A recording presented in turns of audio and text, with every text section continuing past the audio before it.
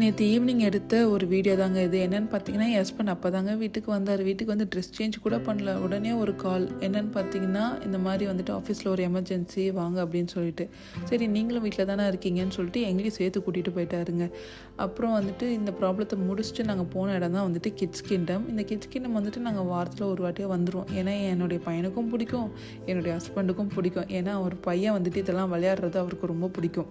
இந்த 90s இந்த yearly 2K பேரண்ட்ஸோட அலப்புறம் இருக்கே, என்னன்னு கேட்டிங்கன்னா வந்துட்டு நமக்கு கிடைக்காதது நம்ம குழந்தைக்கு கிடைக்கணும்னு சொல்லிட்டு அவங்க பண்ணுற சின்ன சின்ன விஷயங்கள் இருக்குது. பார்த்திங்கன்னா ஒரு எக்ஸாம்பிள் சொல்கிறேன். இப்போ வந்துட்டு என் பையனுக்கு பெருசாக காரில் இன்ட்ரெஸ்டே இல்லை. ஆனால் எதுக்கு வாங்குறாரு தெரியாது. நிறைய கார் வாங்கி வீட்டில் இருக்குது, ஆனால் அவன் அதை யூஸே பண்ணது கிடையாது. ஸோ இந்த மாதிரி அவங்களுக்கு தேவையில்லாத பொருளை கூட நம்ம ஈஸியாக வாங்கி கொடுத்துட்றோம் அப்படின்ற மைண்ட் தாட் எனக்கு எப்போவுமே இருக்கும். ஏன்னா வந்துட்டு என்னுடைய அம்மா வந்துட்டு என்ன சொல்கிறது, எனக்கு வந்துட்டு நான் ரொம்ப ஒரு அடம்பிடிச்சி கேட்டால் கூட அதை ஈஸியாக எனக்கு வாங்கி தரவே மாட்டாங்க. அது வந்துட்டு எனக்கு கிடைக்கிறதுக்கு ரொம்ப நாள் கூட ஆகலாம். ஸோ இப்போ இருக்கிறவங்களுக்கு ரொம்ப ஈஸியாக கிடச்சிருது. ஸோ அதோட வேல்யூவும் தெரியாமல் போயிடுமோன்றது எனக்கு ரொம்ப அது ஒரு திங்கிங்லேயே இருக்கும்.